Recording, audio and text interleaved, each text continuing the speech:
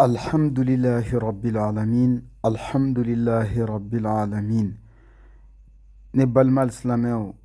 تجانيا كالانديو تركتو تجانيا كنبقاو أمسكي فوق والحمد لله رب العالمين. أنغاني كراموكو باي أنغا شيكو باي أنغا جوراي شرنو مالك بارو ni karamɔgɔ ɲuman min n'a y'a sigiyɔrɔ bila kabini Senegal jamana kan Mbo ka wuli ka don Mali kɔnɔna la ka na maliyɛnw nafa ni a barika ye ni tarika barika ye ani alakira ka sunna barika ye. Ni karamɔgɔ ɲuman ye a ka san 2023 ziyara a bɛ kun cɛ ni adara ye, adara min ni Zawiya Sheikh Da Kulibali o n'a ka jamaw garijɛgɛ donna la. O hokumu de kɔnɔna la Cerno Malik Baro wulila ka senfa ka se Bako Jikɔrɔ ni meri kɛrɛfɛ. I k'a dɔn k'a fɔ misiri belebele min jɔlen don Tijaniya kalandenw tɔgɔ la ni silamɛw tɔgɔ la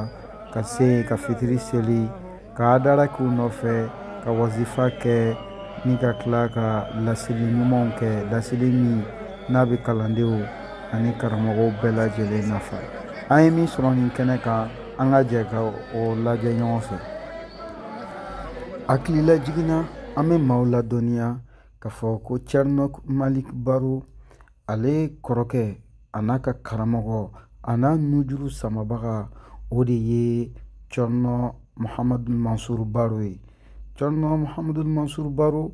ale fa o de ye Cerno Ahmadu Baro ye. I k'a dɔn k'a fɔ dugulenw bɛ dɔ dɔn nin tɔgɔ sanumalen ninnu na, sabula ninnu tun ye cɛbaw ye, cɛba minnu n'u y'u ka ɲɛnɛmaya bɛɛ lajɛlen kɛ ka Allah subhanahu wa ta'ala ka diinɛ lase, ka alakira Muhammad sallallahu alaihi wa sallam ka sunna baara ni ka sɔrɔ ka tarikatul tijaniya k'a cogoba k'a sɛnsɛn k'a tɛntɛn ka kalandenw nafala ye. Ni maaba minnu kɔfɔlen filɛ Cerno Malik Baro ale bɛ mili kɛ ninnu ka ji de la, ji min n'a sanuyalen n'a kɛnɛmana a n'a kɔnɔna n'a bɛɛ lajɛlen ye tare tare. O kama an b'a fɔ alhamdulillah. Elhaji Cerno Malik Baro ale kɛra karamɔgɔ ye, karamɔgɔ min n'a bɛ kalandenw fɛ kosɛbɛ, ni kalandenw ka d'a ye kosɛbɛ. Kalanden jumɛn ko don? Sheikh Tijani ka kalandenw, sabula ale yɛrɛ dusukun na a ka miirina na a n'a ka yeta bɛɛ lajɛlen na kalanden yɛrɛ t'ale bolo, ka taa sɔrɔ a ye Tijaniya di maa hakɛ min ma diɲɛ fantan naani bɛɛ, o de ka ca, ka daminɛ farafin jamanaw la ka taa bila tubabu jamanaw la ka taa bila Azi jamanaw la ka taa bila Lamɛriki jamanaw la. Diɲɛ fan o fan n'a sera ye, i ka da la k'a fɔ maa yirika, maa ba yirikaw, maa caman olu de bɛ fara ɲɔgɔn kan minnu bɛ u dusukun saniya ka ɲɛsin nin tarikatul tijaniya in ma. I ka da la k'a fɔ o baaraw kɔnɔna la an karamɔgɔ Cerno Malik Baro a kɛra sababu ye ka maa caman k'o de nujuru minɛ ka di Sheikh Tijani ma. Nka o bɛɛ la ta a b'a yira a ka kumakanw bɛɛ lajɛlen na, a ka ɲɛfɔliw bɛɛ lajɛlen na, a ka lasiriw bɛɛ lajɛlen na ka yira k'a fɔ ko ale yɛrɛ de ye kalanden ye i n'a fɔ tɔw bɛ cogo min. I ka da la k'a fɔ ko karamɔgɔ o ye kelen pe dɔrɔn de n'o de ye Sheikh Ahmadu Tijani. K'an b'a fɔ waati bɛɛ lajɛlen kɔnɔ, an b'a fɔ yɔrɔ bɛɛ lajɛlen na, wa an b'a fɔ sanga bɛɛ lajɛlen fana.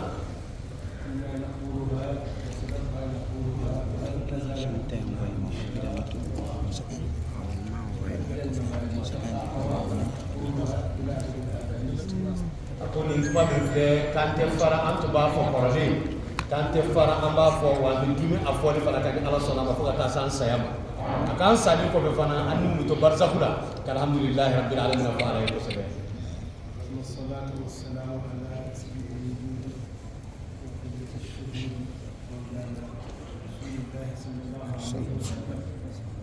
وعلى أهل بيته الطيبين الطاهرين وعلى صحابته الأيدي الغر الميامين. رضي الله عن شيخنا ومولانا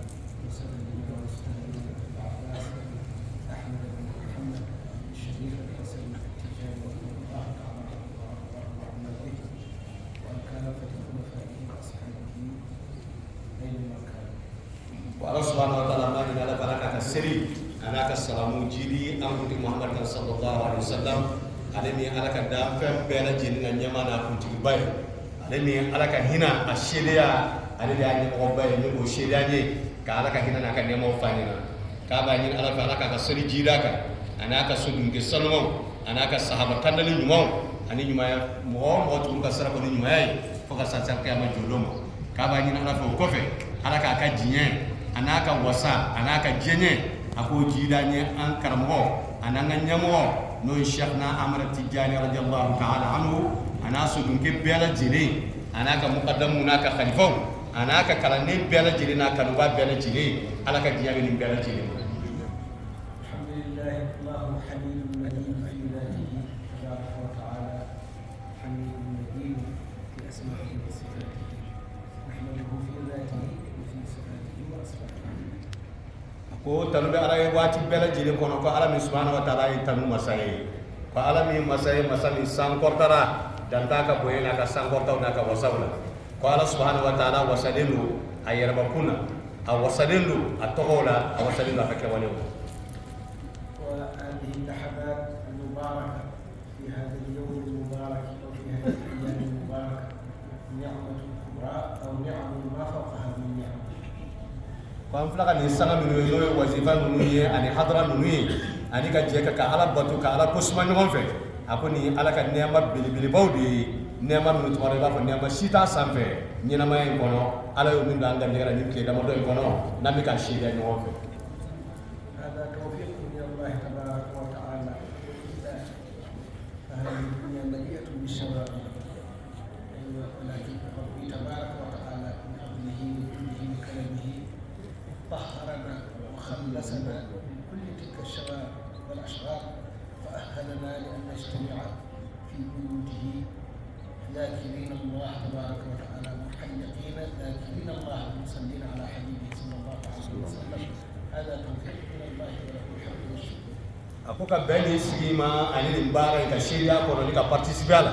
ko ya Allah subhanahu wa ta'ala ka be se ma bilibili bay ala ka demana ka sama ci abadu ko no dami jemi ko ko jemi falinu sublaula afalinu bara chamana afalinu fen chamana nim siga alba dem barika ni soro aka ala ya bo bela jini kono kan dusku sanya kan farkulu sanya kan nanya fana sanya ni ka nyasi ni baraima ko ala yo ke ka bayre ka nyumayama ana yere ka soli na ka foni sirama kambe ala fo ambe ala barkada ko ala subhanahu wa ta'ala ni aka tawfiqi no ya ka bensema ya barkada yi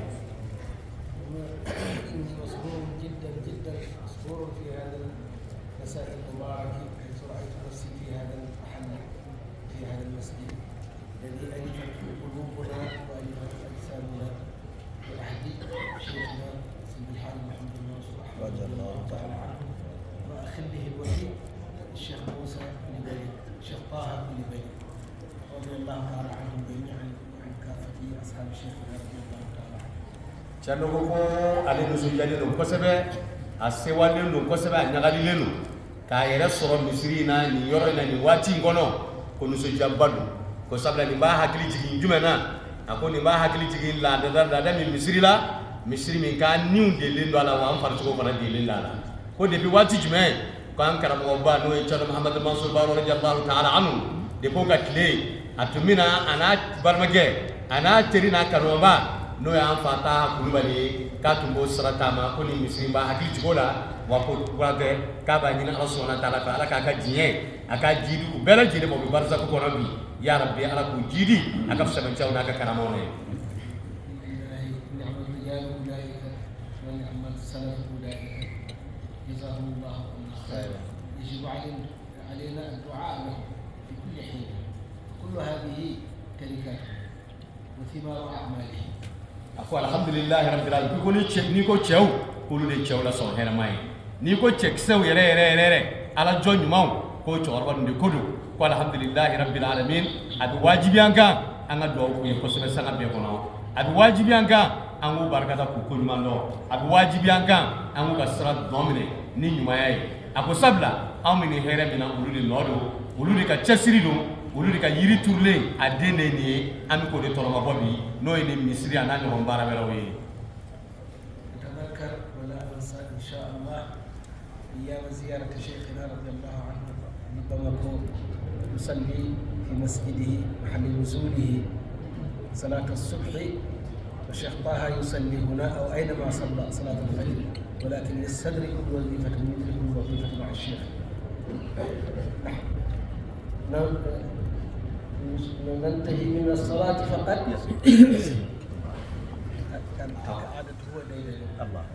ka hakili ya tanyina wa ta sun daga nyina ka fa no ye an fa ta kulubali ako ale hakili bara folo ni charno nana nu jigina yoro yoro ni nduina nu ka jatigla da yoro yoro ko charno korwa be fitiri abaka fajiri seli na ka fajiri seli kan fa ina fajiri seli ya wa asili yoro yoro salamu bila to na sura ta faru ko wazifa ka nyofe o je dongo doye nu bi baba ko foka ko bora dugu ngono abi wazifa so nu ka dongo do fajiri ni salam bila doro ubi baraka ay kasi para sera ubi wazifa inke no fe ذلك الحمد لله علموا وعرفوا ماذا يبحثون وماذا يطلبون، لذلك على تحبته الى ذلك.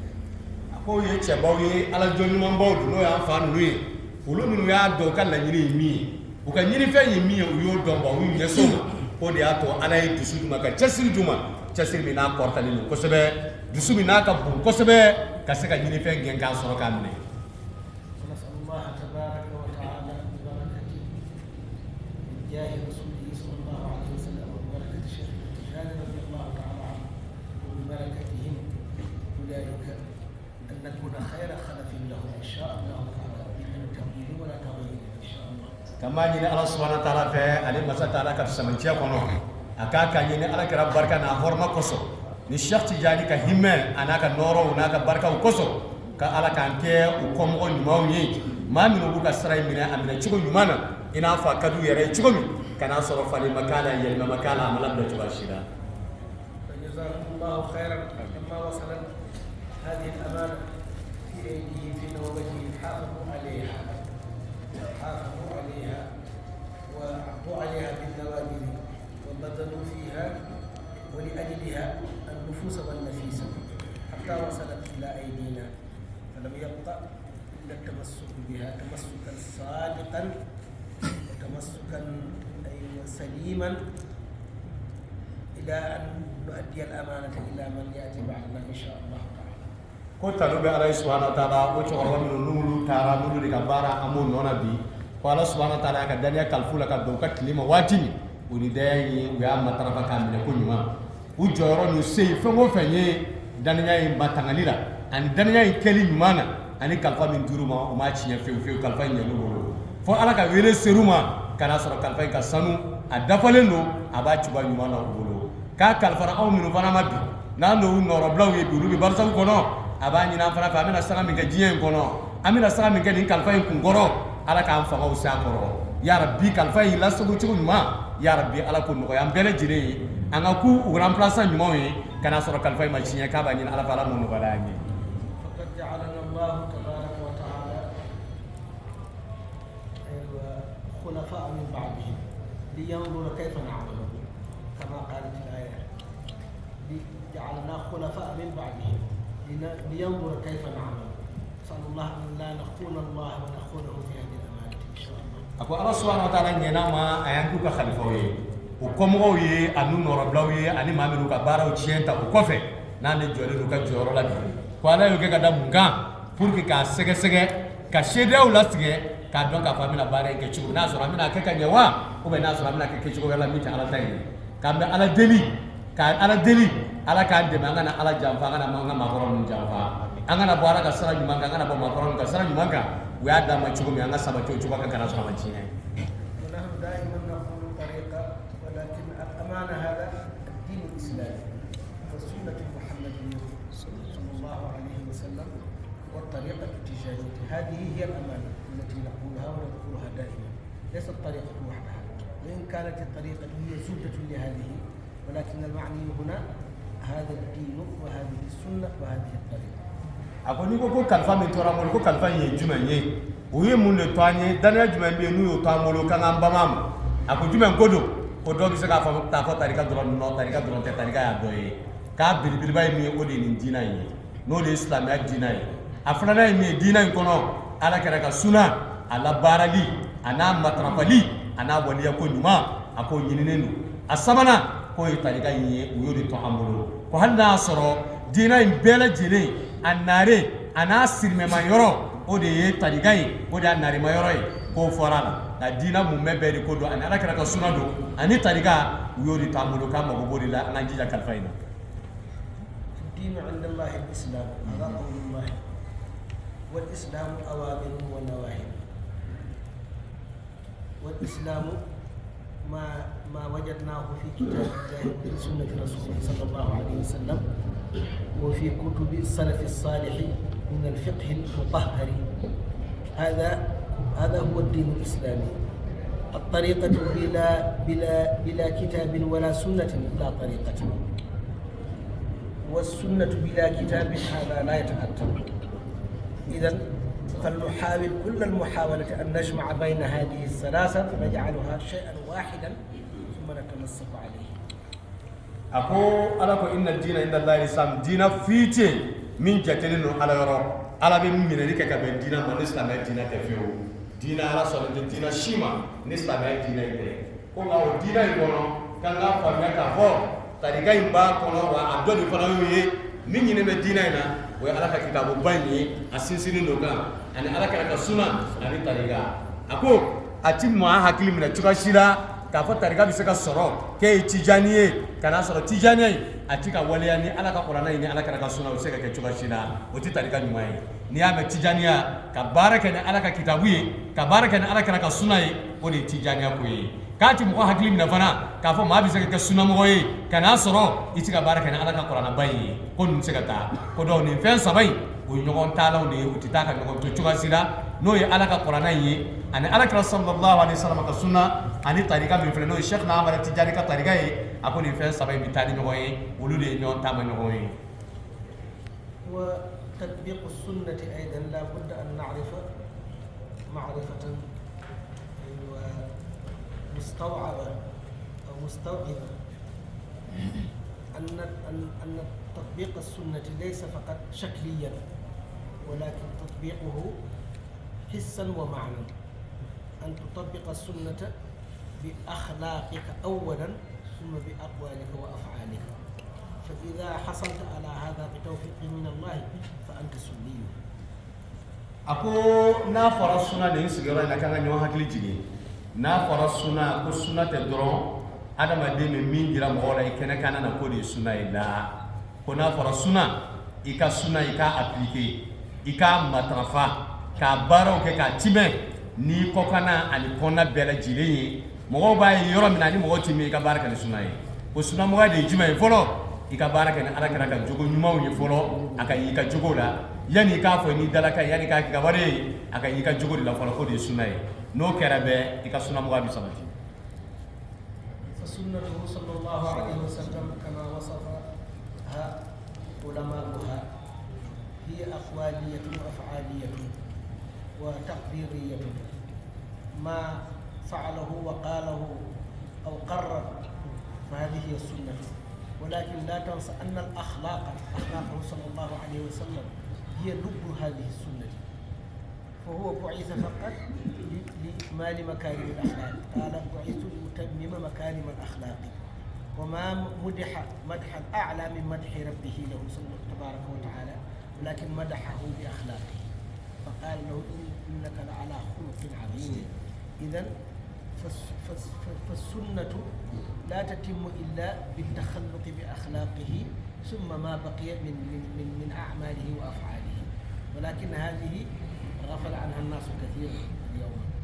ako chiyado ni ko ala kara ka sunna adon mago ba fi ko sunna be tlanga ta sunna na wa fa sunna qawliya no ya ala kara min fa dala kawno o sunna do yi ani sunna fiiliya ala kara min la barana fari sugoyi ala boto la sani fero la furu nyogo ya la hala bela ay min ke pratiquement o sunna do fana yi ani sunna taqririya ala kara min la sabati ka min la teme ale ma ke ma kera nyina aya sonama ale ma ka nyingara la ko ka benenu abi fo ma ko sunna taqririya ko bɛra jele sunna ko tiɲɛ ye mais ala ni ma yɔrɔ yɛrɛ ala koloma yɔrɔ a bɛ sinsin min kan ko de ye sunna khuluqiya ye o de alakira sallallahu alaihi wasallam ka jogo ɲuman ye k'a bɛra jele baselen do de kan ko ala subhanahu wa ta'ala ama alakira tanuni fo ye fo jogo ɲumanya a ko wa innaka لعلى خلق عظيم يبي جوكو بو يقولوا لسان فيها محمد صلى الله عليه وسلم مفاني كوبو استو لأتمم مكارم الأخلاق على ينتي جوكو سانكور تلو ني جوكو بو ني جوكو وساليو ngase ko di dafa nyana may ko ka buna da badiya dambe sabati ko donc jogoyi o de ko la bilibile suna mo gay kono anga jijama a to bela jide tugule no yoro de ko suna kono idan la tadhun أن السنية كلها محصورة في أشياء فقط توفير اللحى وتقصير ذيل الثوب أيوة والتمسك بالسواك دائما والتسوك قبل الصلاة هذه ثنائيات أو ثلاثيات من السنة ولكن السنة كل السنة في الأخلاق akaka ke an kono ka ko ni ko ki sunna moy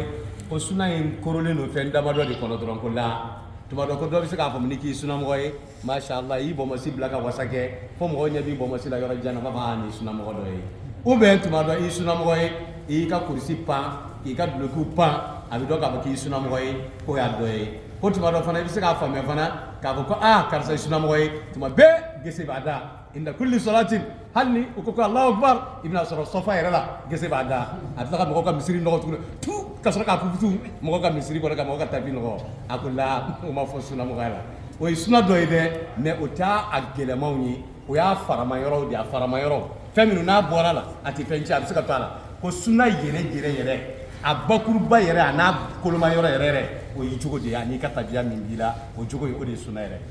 فلا تكون سنيا في هذه الأشياء وأنت تحشي قلبك باستنقاص المسلمين واستخفاف شأنهم وإطلاق لسانك عليه هذا لا يتماشى مع كونك سنيا في الظاهر لا بد أن تكون سنيا في أخلاقك تحب الله ورسوله صلى الله عليه وسلم وتحب هؤلاء المسلمين من استخف من أمرهم ومن شأنهم وجرأ نفسه في القول أو الفعل في أمورهم فقد عكس الأمر akaka ki kono ki sunam way ni mbo masibla na gese bi mbolo tuma be nga kursi paneno tuma do nga montur sur droite fe mi to ka mo gunga fa nga jirula akola la o ti sunako yi ko ni yoke e yoke kana soro i duskun faade no islamé o konyali la i duskun faade no islamé o mafiali la ibe islamé ibi jowla ibi nyugula ibi bawla ibula goji ibi nembu yara la blaka kuma jugu fa islamé o ma kuma minu belente keke ki sunam way ko la o ti sunam way poni Jafar yara ko kebe ikaro ka fiti sunna kono fiu ko min ka gelen sunna ina ni ma da ko ni sunna moye ni yere yechugo ni kala halay kenaka kana so yi diskum fara sunna mo da fale same be bunya bioro sabla same horma ka bona ro ko sebe la budda an tuhibba almuslimina wa tahtarimahu wa tuqaddir qadrahu qalbika in wafaqta ma'ahu fi ar-ra'y fi hadha ad-din fa ya habada wa in khalaftahu fi furu'i hadha ad-din فلا يجعل ذلك تنتقص من أمره أو تستخف من شأنه. كابو واجب أن كليغرين بيلا جيرينكا ما دام أنغاني إسلاموي أنغا إسلامي بيلا جيرينكا كإسلامي بيلا جيرينكا كإسلامي بيلا جيرين بوليكا بيجاتي أنا كونسيدراسيون كإسلامي بيلا جيرينكا كابو واجب أن أنغا سرور الله عليه وسلم. Aku ngani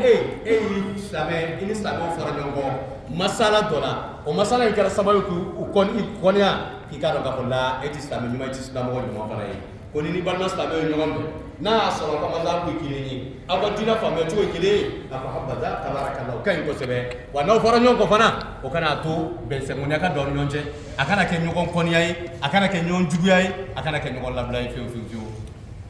ya billahi walakin ash-shaytan لعب بالناس اليوم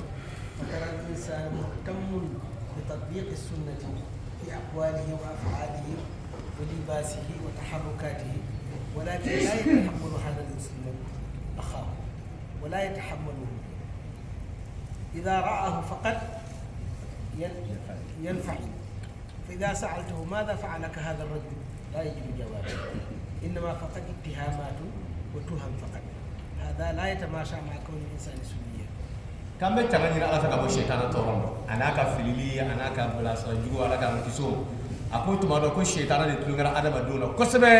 كيف ما دوي إيرا بابكون أكو سكارسا يسونا موي إبا يكان لهالة ولا إبا يكان ولي ولا إبا يكان فيني دون جولا نا abi balika balma silamɛ dɔ dɔrɔn yɔrɔ jan fɛ hali o ma fɛn k'ala i bɛna sɔrɔ a bɛ énervé a kɔrɔ dɔrɔn a dusu bɛ tiɲɛ dɔrɔn a bɛ bali ka fitina kɔrɔ i yɛrɛ b'a ɲɛna ko karisa ye mun k'i la a tɛ se ka kuma jɔlen si sɔrɔ a bɛ min f'i ye dɔrɔn basa dɔrɔn ale n'u ka taabolo ale n'u ka lahalaya ale n'u ka diinɛ faamuyɛ cogo ko ma kɛ kelen ye a ko la n'o kɛra dɔrɔn i ka sunamɔgɔ a ma dafa a ma sira sɔrɔ cogoya si la ni k'i sunamɔgɔ ye i bɛ silamɛ bɛɛ de kanu i bɛ min dɔn i tɛ min dɔn i ni min bɛnna i ni min ma bɛn o taabolo kelen kan o a bɛɛ bonya bi yɔrɔ wa a bɛɛ jatelen bi yɔrɔ fana. تجده يتصالح مع هذا المشرك مع هذا اليهودي مع هذا النصراني حتى مع هذا الوثني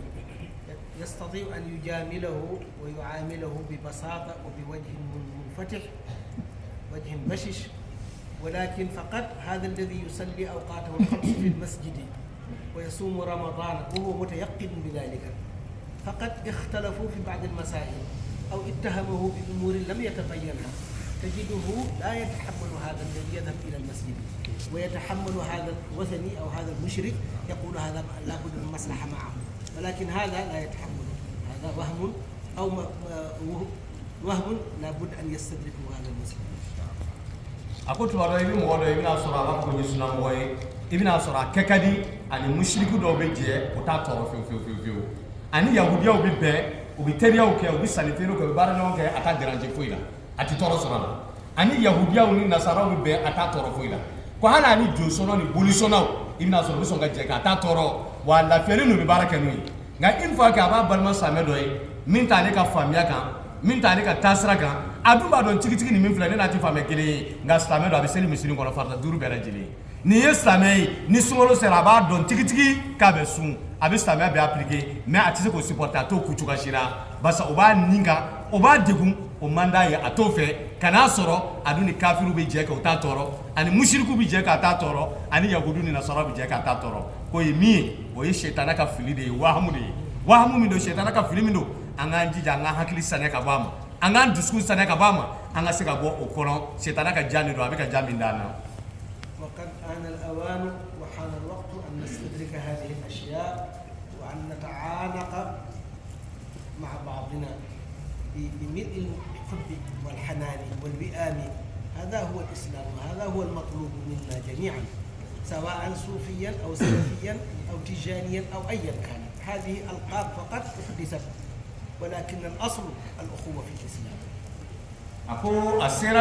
أسيرا بي أنا سيكا بوكو في الإنقاذ أسيرا فنا سلامو كسيكا نيوغون مينه كنيون كانو كنيون أمبرانسي نا نيوغورو أنا مينه كأمبري نيوغونا ni kanu tiɲɛ ni ɲɔgɔn kanu tiɲɛ ni bɛn tiɲɛ a sera bi an ka se k'o kɛ ani ɲɔgɔn cɛ kana sɔrɔ kanu min dafalen don min donna ani ɲɔgɔn cɛ min t'a dɔ ye an k'o b'a ni ɲɔgɔn cɛ k'a bɛ fɔ dɔ ma k'i ye sufi ye a bɛ dɔ ma k'i ye salafi ye a bɛ dɔ ma k'i ye tijani ye a ko nin tɔgɔw de ye tɔgɔ minnu labanna ka na ko in kɔnɔ n'o tɛ ko yɛrɛ hakika ye min ye o ye silamɛya balimaya n'a badenya ye ala ko k'an bɛɛ lajɛlen ye balimaman kelen ye an bɛɛ lajɛlen ye diinɛ kelen denw ye an bɛɛ lajɛlen kira kelen ka manto ye k'o de ɲini an bɛɛ lajɛlen fɛ an ka ɲɔgɔn minɛ ka ɲɔgɔn kanu ala ka diinɛ in kɔnɔ. الله تبارك وتعالى خلقنا شعوبا وقبائل ولكن تعارفوا إلا أن الشيطان جاء بعد ذلك فجعلنا شعوبا وقبائل وشيعا لنختلف. فالله سبحانه وتعالى يندى أكداني جوالا أيانك كبيلاوي أيانك كل ni jamanadenw ye ni sigida mɔgɔw ye minnu fɔfɔlen ɲɔgɔn kan u ka lahalayaw kɔnɔ n'o ye suruku ye population bɛ yen a ko kabayilu bɛ yen a ko tiɲɛna ala ko k'a y'o kɛ ka da mun kan ko li ta'arafu walasa an ka se ka ɲɔgɔn dɔn bɛ taa wolo mun na ɲɔgɔn dɛmɛ bɛ kɛ ɲɔgɔn dafa ye bunadamadenya ni ɲɔgɔn cɛ o de ye ala ka laɲini ye a ko nka sitana nana ka n'o yɔrɔ exploiter an ye kabilaw ye an ye jamanadenw ye an ye kulu ye munna an ka fara an ka ɲɔgɔn kɛlɛ an ka ɲɔgɔn juguya an ka sɔn ka bɛn fiyewu ka fitina wuli an ni ɲɔgɔn cɛ o ye sitana de ka fɛɛrɛ jugu ye.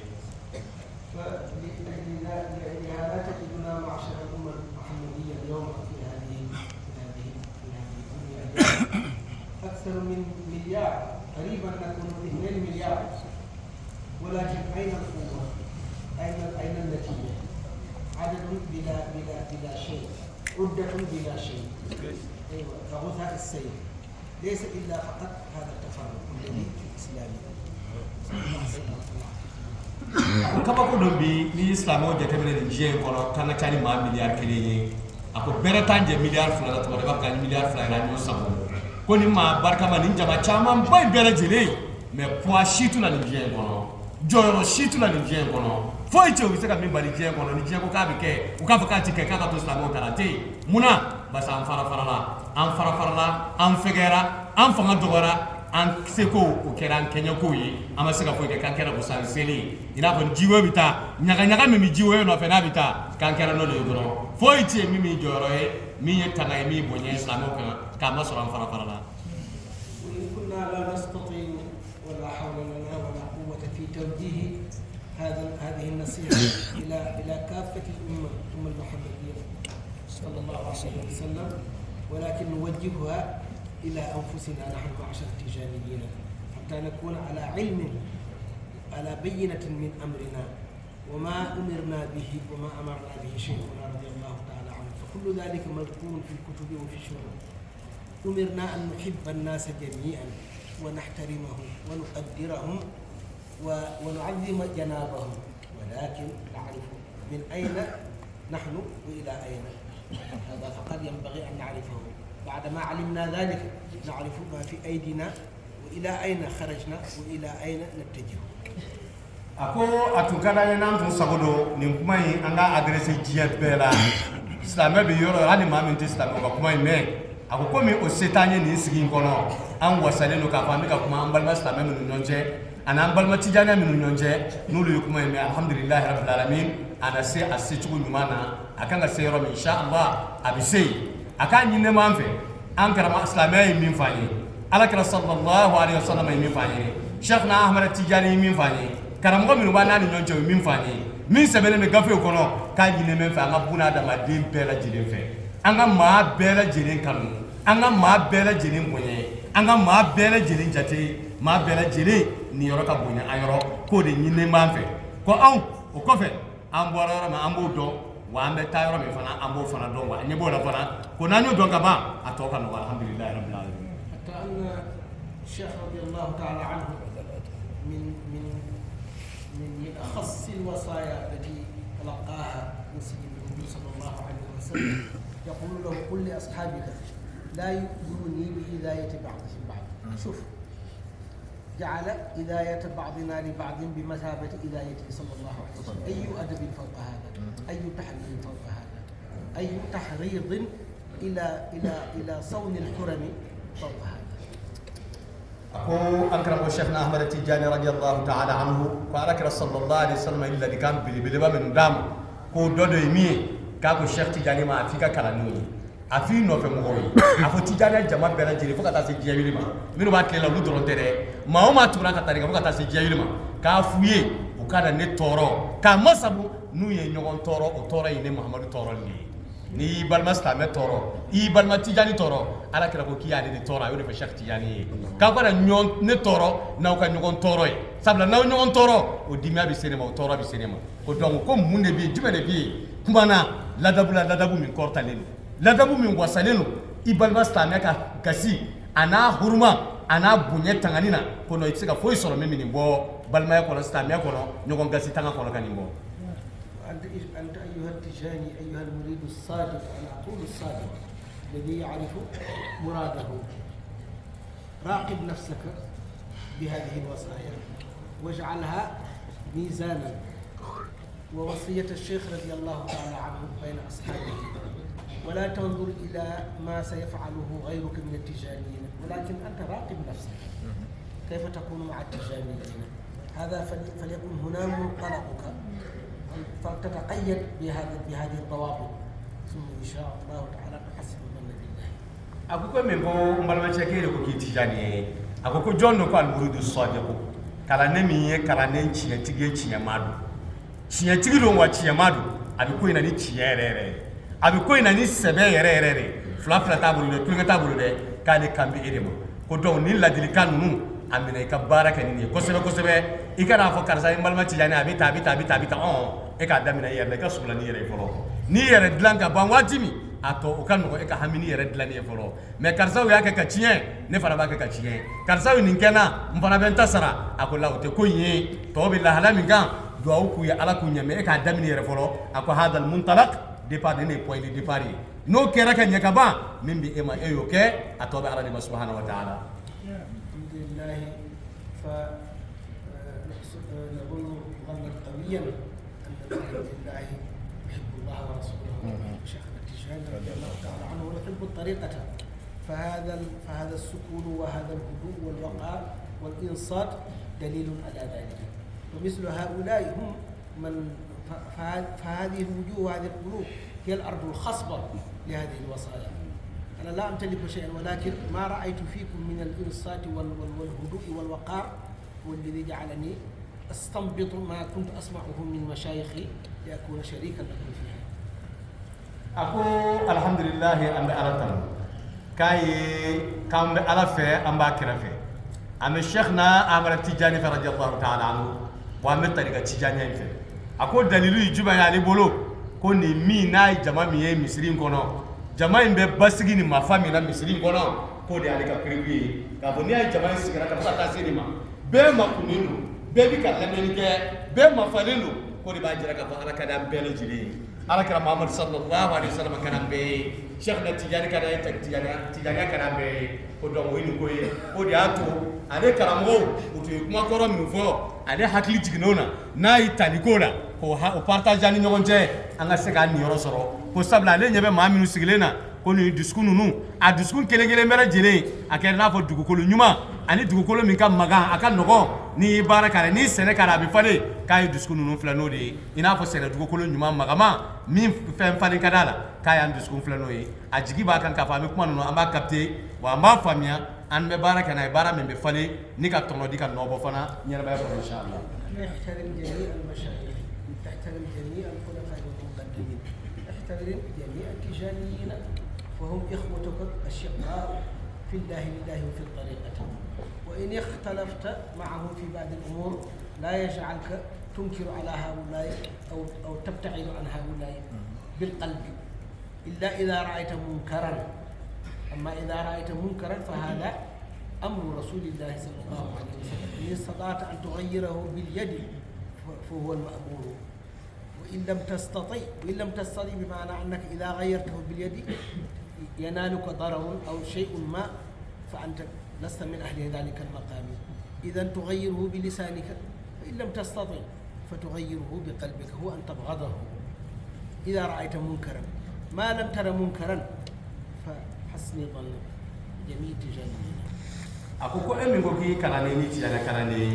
ka nyinne ni fe isse ko dabajira la ako mashayikhu bela jile iku bela jile ka iku bonye ako khalifa nu bela jile ika bela jile ka be bonye ako muqaddamu bela jile abe kan ka kiyoro abe bonye ka kiyoro tijana ma bela jile abe kan ka kiyoro abe bonye ka kiyoro ni ko ki tijana yi ko ka fo fonyo wa fitini mi karsa tabolo nyonje o ba ga shehu tigere aka zayo tigere o ba ga tijana era bara chugo tigere tumado ko ba to iba tigu kere o ba bi so minuma ni duskuye ku konya ni ku kere ni duskuye ko la la o ta ke chugo vivio ni balma sta ma foro ko fen fitini mina ni ala tala ma kote ni kote min balelu sara kele ma ko mi lagushi no te ka ba ko nono kan yere mina ma kana kere o kana ga problem ila nyonje ko ngana so fen balelu mi haram ko ye mi ko konenye dina ko na benente ko ko ni balli ko wajibi de ala be min fanye kira be min fanye ko wajibi ko ala kala kama sallallahu alaihi wasallam man ra'a minkum munkaran falyughayyiru bi yadihi ni ma mi ko konenye ko langule ko mi ballelo ki ka yelme ni bolo ni bi se ka yelme do ala ni bolo ki ko ke ni sera ko ke o do ni ma se no fangati la na so ni ki ba yelme ni bolo ko toro bi sima o ba be ke toro waranga tele ndo e ka se mo weroma ki ba to ibi se ka yelme mi ke ni dai ibe kuma ka balike ka blasralike ka ladilika undi ni dai akoko ya ni mando e no ma se ka ke fio no fara toro bi ka ika yelme ni diskuye abi yelme ni diskuye chugomi ika jira ala la fa ala ka sheria ka fa inyabe ko mina kenaka ne se ka bali kuma dati bonana akoni ma di diskuya be nentima iti fa ka kefana sabla ala talaba ko do ko ni yo ke ka koni ni diskuye o de ika yelme ni o de ika sedai o ya yi jori jorora ika barake ala ti mina to me ka temi mo ko fe atobe ala subhanahu wa ta'ala. بعدما علمت وتبينت وتيقنت أن الطريقة شيخها واحد هو شيخنا التجاني. هذه هذه أساسيات وقواعد لا بد لك من معرفتها ووعيها وعيا كاملا، أن الشيخ وحيد في الطريقة هو شيخ التجارة رضي الله تعالى، ومن سواه فخلفاؤه ومقدموه وأمناؤه حملوا عنه سر الطريقة والإذن في نشرها ونصرها، فشرعوا في ذلك، فجمع الله في أيديهم أصحاب الشيخ يربونهم ويعلمونهم ويهذبونهم، ولكنهم ليسوا هم صاحب الأمر في هذه الطريقة، فصاحب الأمر فيها شيخ التجاري وحده، وأركانها ثلاثة كما نقول دائما: الورد اللازم والوظيفة وهيلنة الجمعة هذه كما نقول، فما زاد على هذا ففضل، وفضل الله لا يحصى يعطيه من يشاء، أو فضول يحظي به صاحبه يحظي من لا يعرف. إذا علمت هذه الأساسيات وتبينتها إذا فأنت مع جميع المسلمين، أنت مع الإخوان، فسامحهم وتسامح معهم وتحمل أذاهم واصبر لهم. ako la subasima ni tariga in kono ni tubabu ko fondamental ni kala ni bele jini ka do no ko damino yi ki ka do ka fa tariga in shehu bakiri pewdi na fara shehu tariga in kono ko sheikh na amara tijani kili pew ale ni tariga in shehu yi ato bele jini jonu ya ka kan ko aka dania mo aka kala nundu aya ka cikan tamu ka safe ka dania duma ka madadu duma no aka norowi no aka barkawi no ibla sarali min dirama ala krafe kala se kala noma ala fana kala no fara nyogonga o karamo banu kan lamini na ku kori ku bi kala ne no bu tarbiya ku labo ku tasiku ka ta ala subhanahu wa taala ni sheikh na amara tijani kasrai ko don ali kilen pew ale de karamo ni tariga kono mami mi nya fa o boyina chugo chugo ama fa ma batere wallahi ma badu ala ka bolu korta le no ma ale tariga sheikh yi ako sahibul amri bi ko yamare era tigi o kilen pew de tariga kono sheikh na amara tijani ko ton mutarmi للنشر وللنصر أي كلمة فلافو نصر ميه كوبلا لندي وكبارك كتاريكا كجنسة تاريكا كسيرولا أما سيرومي ما منو مقبالة وكسيكا بوا كلامه أقول للنصر وبلا لندو كتاريكا وكلا فسا وكتاريكا يمكن جمع نو بولا فيوني نو كدنيا ويه نو كسيويه كتاريكا يدمو سكو دمجرلا أقول خليفة المقدمو كرول داني نيورا إندي كدوم فامو دي فاميا أمو بنيوكا amma kan nga karamo ta ku bla Cheikh Tidiane placina ka ke na fo tarika yutai ka fo lui na fo lui Cheikh Tidiane a bisigi be mo do la tarika kono ka fo lui ka Cheikh yere ka boni Cheikh Tidiane yere martabara o bisigi be ni ko ku bawye ako kan nga fa ni fondamental yi ako tarika Tidiane ako seleke sabadora arkanu sabani bala o jumenye ako wurdul lazimi o ya seleke foloy aflana miye wazifa o ya aflana asabana miye ako asul jumaa min kera wulaina juma la sara ko fami la ilaha illallah mfo ni na sabai kuma in koro muye ni be tijana ni sabata fara la tijana soro ni madafa la don tijana te ni fe ngo fe farla ni ga o ti tijana yere o ta akulu ma yoro doyi o yi faran kanawdi ko imma fadlun aw fudulun ni fe farla ni sabai ga o ya ala ka samanje karamo mi yayi ni an garaba da kulbari an lafiya mamad al kulbari an tala wudila aka makambe ka safulai bakiringe o ye sra de do aba ambla sra minga abado nanyo ke peut-être bisika na fado la sama waya le kasiraye ni ne boran tara zawere la bako jikoro na astaghfirullah ke rabo zifa ko fe anu fi amake mo ke problème on ti pour glede ba so ti tariga indoy way karamo de ka blasraliye way karamo de ka farankanaye ka bayere ka zawiyama ka bayaka jama chugama ka bella jiri keren le ndoma nin tara favere fe nin tara soro fevere bi min toye la sabai de bineni tijana be fara nyonga akanga nga tasabuke ka nyonku ka nyon tolere ka sabali nyonkoro ka nyon mina tijana ka nyon kanu en tant que ni fe sabai de ka fara nyonga o wasara benye o wasara kiliyaye o wasara tijana ma nyumaye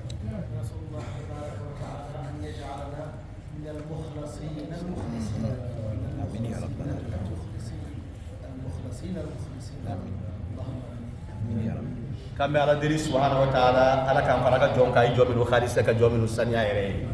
jominu ay jiya bela jine bu ka haminu ka sublo kono ama foju ka bara la fa ala ko jati gere dron ayre min sanya ayre kubla ka saraka ala kan faruga na ala faruga ala kan teme an fana ka ke joye jominu kono bi baraka ne ala kono jere anga bare ke kana soro jiya na tatala kana soro toko kutana kana soro fen kutana kana soro jam kutana kana soro foitana fanga ala soro doro ka sago soro ka jiye soro kamba nyina ala fa ala kan khalisiya yi kan fana ka jon khalisiya ni ala yi ka ba nyina ala fa ala mo kela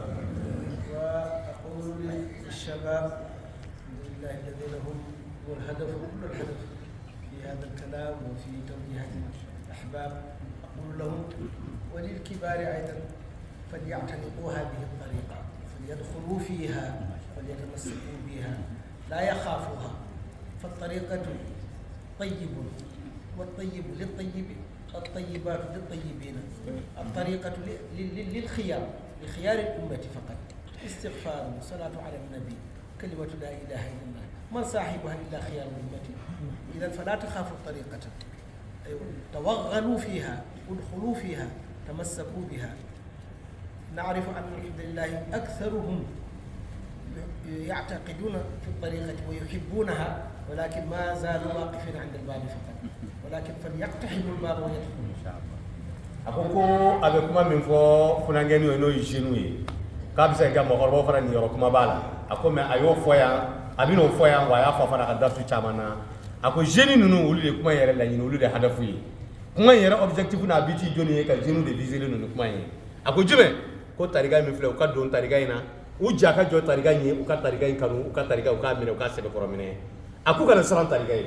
ako foyi ci tariga ina mi mama serenya au contraire nusu jako de ba here ko de bala sewa ko de bala garjigo bala ala ka here bala jiya ani lahara o de be tariga ngono ako tariqatu tayyibatun ko tariga ni fen sanumanye fen duma do mi akati ko sebe akati mi ko sebe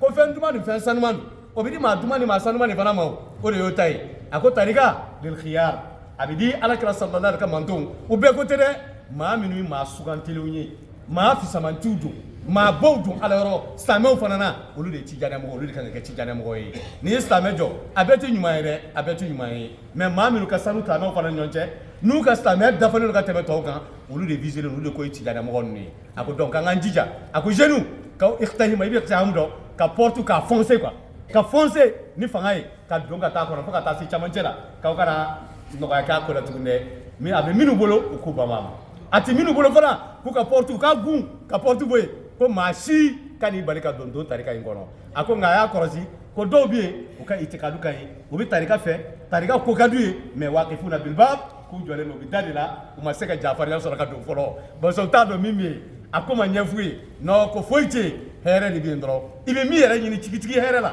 o di ba kono fe mbala mi ka bo bere jige ya rabbi ala ko famia da الطريقة تتماشى مع كل جيل مع كل سن. هذا الشاب أخذ الطريقة يتنور بالطريقة ويبارك نفسه بالطريقة، ثم يبقى في شؤونه الدنيوي يكون كشاب مودرن يلبس ما يشاء ويجعل لا أدري كيف أصفها شابا عنيقا متحضرا مثقفا ولكنه تجاني. عندما يخلو بربه تجده من أكابر العارفين، عندما تجده في السوق تجده شابا بطلا مجدا يلتمس الخير في كل شيء. ako alhamdulillah rabbil alamin ako tarigai kani generation bela jide bita ibi si sam fen go fena ibi hage fen go fena kan nyina mana ini tarigai benne no wa tarigai ita fana di ako par exemple sania jatemine ko demsen do be funangenu ibina soro o be ejite tarigai talla kana soro funangeni bi se ga mine ni amine ki bi noro soro ni tarigai wa bi barka bi ko ala bi ko sabati fana ni tarigai ako par exemple ça ibisa ga tariga mogo nyuma demseni wallahi min akabir al awliya wal arifin ala bi ke may bolu jula bilibile ala domba wala bilibile kana so demsende ko ala bo martaba dima kana so ni mami ye ika laben ani ka sabula très galant ibi baraye na kari ibi kansiri ika karaventu be ika susatu be ika montru be dagala ne c'est très galant ko ni mogo mi ika kepi chako kika kepi be na kari ibi na kepi nyefe chako yara ko na kari tari kepi ko fe ko bele jino tika tarika mogo sa ko tarika mi tani generation bele jini ka bi so ibi na so yi wali ju bayni do na zabe kono mais ni tara sugula fana ibika bitigla ika commerce la tuguni ibika baraka sebe soro bi ke yoro ni haramute iba nyini wa iba soro fana ibita tala fana ni ka gele ndoro haramu ka mo fode ama haramu fode ni do na marché la i do na commerce la halala bi yoro tarika mo iba nyini bi chesira la iba soro ni ka kunkere wa ni na zabe ko na fana tuguni ala jonshite mimi bo ala jona do ibi je soro ibila hala soro akodi tarika yin fango di famu jeni de ko أتيت أرى شباب محبين جدا يحومون حول الطريقة كلما التفلت أراهم ولكن ما زالوا يترددون. قل لهم لا يخاف الطريقة، لا يخاف الطريقة. أقول depuis كان أنا قال بارك الله كابا يجري لو بي ولبي كعلم من توما بي وبي يرو ابن أسر ناترى يرو ابن أسرين نابا كسو وبي نبي تابودي كرو بي program جيني كادون كتاي أكون غاوما تاريخا يمين فلو كاتارو ميمي كولا سران أكون أكو كنا سران كنا يجتي فويتي ميمو مغلا سران فويتي ميمو مغلا يجتي وكامينا أوليو كشانسي وميمين فوي كداكا وكنا توني أوكازو كبردي Tchernobyl ato ay kalo kele de kya anit le kele jeudi wele Tchernobyl ta na tara Sénégal fo san wele ni Allah sonama Tchernobyl no dila don ni ma min ya to ni chance tara ki dan ibita fo Sénégal de ibita fo Sénégal de kata tariga ibita mine ala na na fo efe kana dima wa ne ko nta don ma fo nga tiene mais ne ta don ka fi bi se ka mo asoro bi an ka jamana in kɔnɔ dugukolo in kɔ kan min bɛ se ka tariga in bɔ k'a d'i ma walahi ka tɛmɛ ni ala ka nin jɔ ala jɔ ɲumanba in kan ne t'a jigin k'i b'a sɔrɔ fiyewu fiyewu fiyewu maa kan ka avion ta ka miliyɔn caman di dépense la ka taa min minɛ dɛ ala nan'o de da anw ma yan an minnu tariga minɛ don o don a man ka wuli kura sɛku bolo don o don a man ka wuli kura sɛku bolo f'a bɛ kɛ i n'a fɔ bi de an donna tariga la kura ye ayiwa minnu m'a minɛ walahi aw ka chance de nin aw ka chance de nin a tɔ tora 6 jours au maximum 7 jours salamu alaikum. يقول لي شيخ حمزة أيوة زاد في كلامي وزيادة ثقتي معروف عند المحدثين أنها تدرج في الحديث ولا ينقص من الحديث كون الحديث مدبج بزيادة ثقاتي لا ينقص من قدر الحديث هذا اللي زاده في الكلام ليس مني أنا المهم عندي فقد يأخذ الطريقة أي مقدم اطمأن قلبك فيه اذهب إليه وخذ الطريقة ako ne ye ale kuma min fɔ ko ne ye dɔ fara ka ni ka hakilila ye a ko hadisa dunkew fɛ k'u b'a fɔ maa min ye daniyamɔgɔ ye n'o ye dɔ don hadisa la k'a tɛ foyi tiɲɛ hadisa ye o bɛ a jidi de ka taa fɛ dɔrɔn k'o tɛ baasi ye ko nka ne ye kuma min fɔ k'ale m'o fɔ dɛ k'a fɔ mɔgɔ kana tarika minɛ a bolo ko tarika kuma ye dɛ ko tarika kuma ye ko n'i bɛ maa o maa dɔn ni mukadamu don ka ban khalifa don isnu b'a bolo wallahi tɛ ka taa tarika minɛ a bolo wajibi t'a ka k'ale ye fiyewu fiyewu fiyewu. أنا لا أريد ممن يأخذ طريقة أن يكون تلميذي فقد يأخذ العهد ويلتزم ثم إن شاء الله يوم المحشر نسأل الله أن نكون معه تحت لواء الحمد وإن لم أراه بقية أمور. والله سمعت هذا الكلام أكثر من مرة وأنا الشاهد على ذلك والله سمعت هذا الكلام. أكو كابل من فوق يعني نكمل نفقة بوجو أبي فجون خاصة المقدم وأنا خليفة وكله كمل بكسبة كي أفهم. أكو والله عليك أن يجيك كابل كلامي.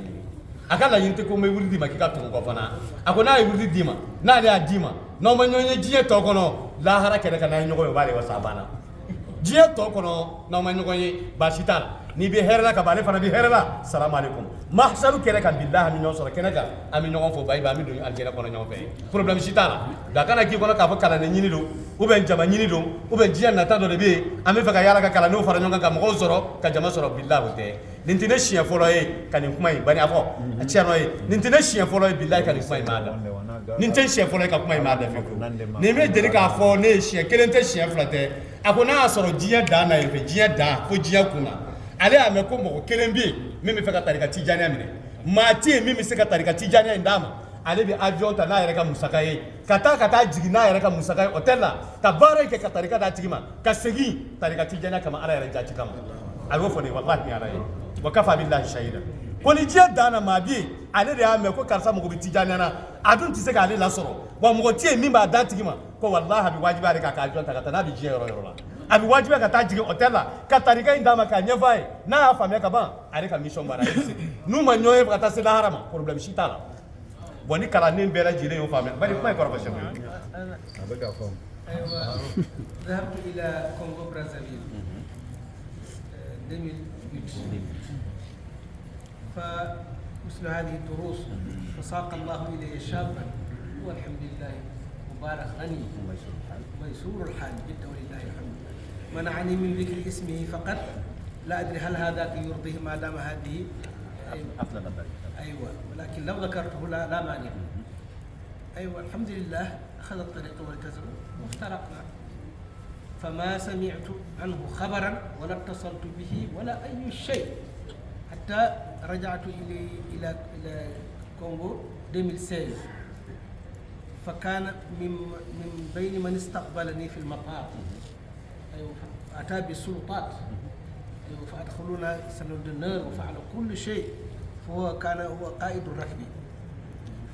كان الحمد لله استقبال. ثم أنا أنكرت ما عرفت فمكثت معه 3 أيام يأتي بكل الخيرات حتى قلت لمن كان معي من هذا الشاب؟ كلما جاءني في الليل يخلي في يدي شيء يقول استعد هذا بالتليفون. فقلت لابد أن أتعرف عليه. أنا قلت من هذا الشاب الذي يحسن إلينا من المطار ويفعل معنا كل هذه الخيرات؟ من هو؟ أيوة. فذهب هذا الذي معي فسأل الشاب قال لي والله هذا الشيخ هو اللي لقى من طريق الدين البيت والحمد لله رب العالمين. فجاء الرجل قال لي هذا لكن لم يدرك أنت هو تلميذ الشيخ أحمد تجاري لكن أنا من ذلك الوقت ما لقت بالي فيه. Aïe, comment me fait ça? Nous m'en bats. Après 2008, il y a 15 ans maintenant. Ko 15 ans qu'on a allé tuntara yalo. A tuntara Congo. A talen Congo. Ko minu bi atumi ni ngon darsu ke ko kasigi abi tariga nyafo mo be no be wurdike. Ako dobi demise la mo do na politiki badu ala isoro no yaay ko sebe onara tariga minabulu. Ako min b'a bali ka tɔgɔ fɔ dɔrɔn a bɛ gasi komi fɛn min ka ta gurupu de kan n'a y'a sɔrɔ a tɔgɔ fɔli man d'a ye k'a bɛ gasi o de kama ko n'o tɛ k'a tun b'a tɔgɔ fɔ o tigi setigiba don o nana tarika min a bolo ale ye tarika d'o ma ale y'a ka tournée bɛɛ kɛ tournée banna ale seginna ka taa Sénégal a ma cɛ ka contact ta a ma cɛ ka numéro ta a mi interest cɛra a yɛrɛ taara a yɛrɛ ɲinana cɛ kɔ yɛrɛ ale tɛmɛna a mago fɛ ko 2016 sisan après 8 ans ale seginna ka taa Congo 2016 kɔnɔ tuguni a taara Congo olu y'a mɛn k'a bɛ na k'u taara disposition bɛɛ ta ka n'a kunbɛn aéroport la ka taa n'a ye salon d'honneur la ka protocole ta ka na ni faamaw ye k'a kunbɛn ka escorter fo dugu kɔnɔ kamalen de tun bɛ organisation ɲɛma u nana se dugu kɔnɔ fana tuguni don o don n'a nana ani bonɲɛbaw de bɛna ka na di chef ma don o don n'a nana fana a bɛ don bolo kɛ chef ye ko nin kɛ crédit sɔngɔ ye nin kɛ tan a bɛ bonɲɛ kɛ chef ye chef yɛrɛ dabali banna nin ye jɔn de ye don o don a bɛ na a bɛ bonɲɛ k'an ye don o don bonɲɛ tigɛ depuis an nana a bɛ k'an kunbɛn aéroport la nin ye jɔn ye k'ale dɔn ɲininka k'a ko nin kamalen ye jɔn ye o fana tun t'a dɔn ani a bɛ na sira min fɛ o bɔra ka taa ɲininka ko walayi chef ye ne ɲininka k'a ko e ye jɔn ye k'a ko chef ɲinana ne kɔ de 2016 o de ye tarika minɛ a yɛrɛ de bolo 2008 kɔnɔ ne ye tarika minɛ chef yɛrɛ de bolo ne y'a kɛ kalanden ye ko o tigi nana f'a ye ko k'i ka kalanden de don min ye tarika minɛ bolo 2008 k'a ko non ne ka kalanden tɛ dɛ Cheikh Ahmada Tijani ka kalanden de don Cheikh Tijani ka kalanden o de don ne ka kalanden tɛ dɛ ne kɔni yamara ne ye virtu d'a ma mais a ko tilimizu Cheikh Ahmada Tijani ko Cheikh Tijani ka kalanden ne ka kalanden tɛ donc o yɔrɔ la a ko a filɛ ale ye virtu di cɛ ma n'a y'a sɔrɔ mɔgɔ de don dogo dɔ bɛ téléphone ci ma nin ci ka na dɛ nin ko in bɛ yen n bɛna dugawu k'i ye bi n bɛna sarakati f'i ye bi nin ko in bɛ yen don o don wari bɛ ci dɔrɔn i bɛ bataku ci a ma dɔrɔn ale ye tarika d'a ma a b'a dɔn nafolotigiba don mais ale ɲinɛna ko k'a bɛ ka programme yɛrɛ la ka taa mago fɛ bon nin de ye Cheikh Sadiku ye nin de ye Cheikh Mokhlisu ye nin de ye Cheikh Aminu ye Cheikh min dusu falen don danganiya na k'i yɛrɛ bolo fɛn de kan ka don tarika la wallahi Thierno ye tarika in ma don min bani a f'a ɲɛna ma ɲina a ko tarika in tɛ nkalon ye dɛ ko médaille tɛ dɛ décoration tɛ dɛ ko sɛnɛkɛ daba de don ko e min ko k'i Cheikh ye isu bɛ n bolo e de kan ka sɛgɛn ka kalandenw la e de kan ka sɛgɛn e de kan k'i ka wari di kalandenw ma e de kan ka tɔɔrɔ kalandenw nɔfɛ e de kan ka baara kɛ kalandenw ye ka Cheikh Tijani k'a ka kalandenw fara ɲɔgɔn kan a y'o de fɔ an ye k'a kana k'i kɔnɔ k'an ye médaille d'i ma dɛ an ye décoration d'i ma dɛ an ye magasin ni bitigi de d'i ma sisan i fana bɛna affaire kɛ n'i ka kɔlɔsi i bɛ wari minɛ mɔgɔw bolo ko n ye Cheikh ye dɛ a k'a m'i bila o la a m'i yamaruya n'o ye a m'i bila la a m'i yamaruya n'a ye k'i bɛ sɛgɛn de i bɛ sɛnɛkɛ daba de i b'o de ta dɛ ka sɛgɛn kalandenw ye ka balo i nɔfɛ u ka balo i wasiji la e ka hɛrɛ de ka se kalandenw ma yanni kalandenw ka hɛrɛ s'i ma bon an bɛ tarika Tijani an b'a faamuya tan de nin bɛɛ tun taara nin taa sira fɛ walahi tarika siɲɛ b'i ye kɛnɛ kan san an bɛ ala ko min na walahi a bɛ da kɛnɛ kan san ya rabbi ala k'a faamuya ko ɲuman d'a ma i b'a fɔ Thierno k'a k'a hakɛ to n ye talikatu dɔw d'a ka kuma na mais témoignage dɔ dɔrɔn Allahu anni wa anhu ko ala ka yafa an b'a lajɛlen ma الشباب الشيخ بني يقول كان متعب بشير فيه راحتنا ان فرات يا فدا ngo 20h kamex branjo mais on a 20h10 donc tiano mina bokku ma kono sami sorka sabu seni الشباب نسال الله يبارك فيهم ويفتح عليهم ابواب الخير ويقويهم وينصرهم ويجمع شملهم ويجعلهم كتلة واحدة حتى يكونوا خير مثال